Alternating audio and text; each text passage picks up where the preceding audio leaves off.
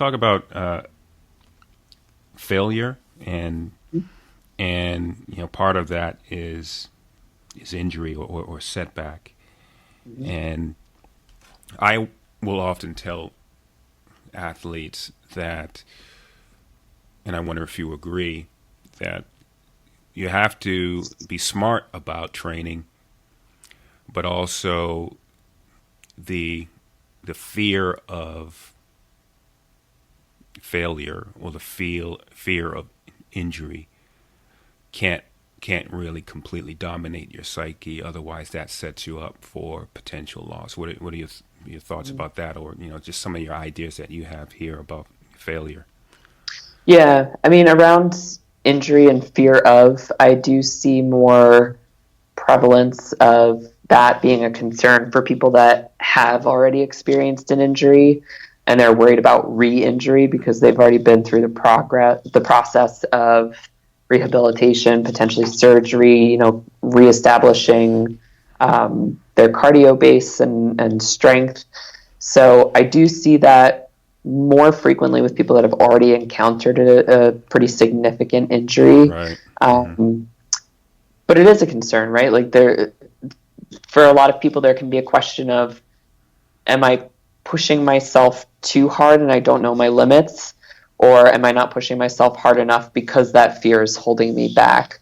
And that's kind of where I still find myself circle back to the value that individual insight that someone can have into their inner worlds is going to really help them answer that question Hmm. and understand, no, I'm not pushing myself as hard as I could because of this fear, because maybe I have had a setback or an injury before and it really sucked and I don't want to go through that again, but it's holding them back from really tapping into their potential. Right. Um, so I think, you know, there's a lot there. I mean, injury for me and setbacks are things that I could have a whole different conversation, like a whole nother 40-minute talk about, Exactly. because Yeah. Yeah. from a personal standpoint, I've been through both, and then also from just a psychological standpoint, I think that that's a pretty rich subject area to go into. Yeah.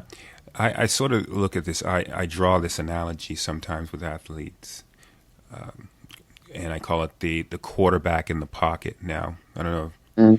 if football fan or not, or Oh people that yeah. are listening, right?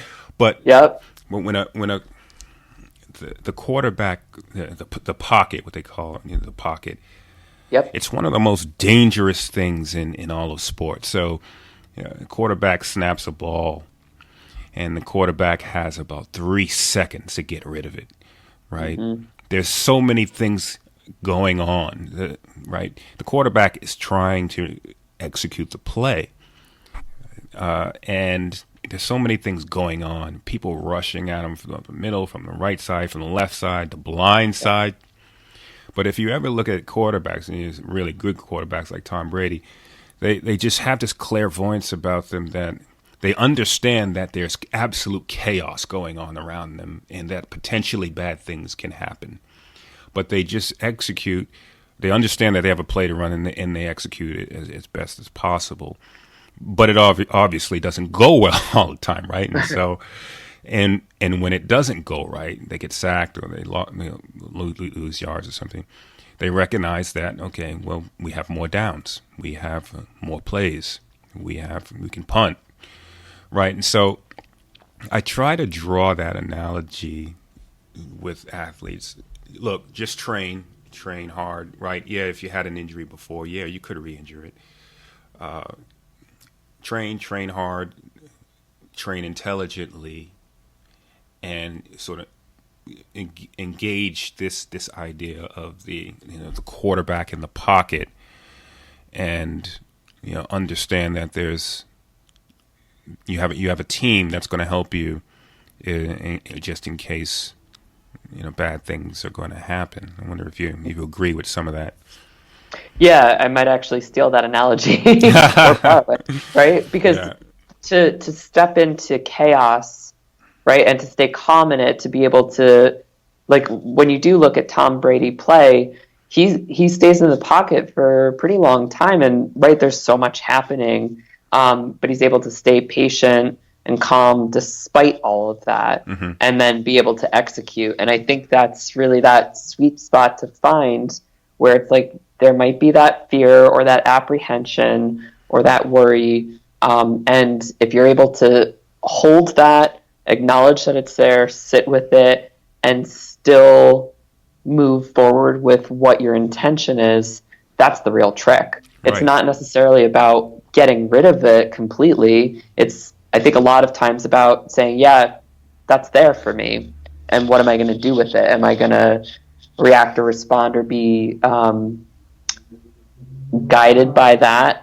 Right. Or am I going to recognize that it's there, but not let it dictate my choices? Exactly, and bad things do happen sometimes, right? You get sacked, you lose yards. Okay, then you come back and you say, okay, you don't dwell on it. You recognize that you got another down, or you got a Right. punt. Yep.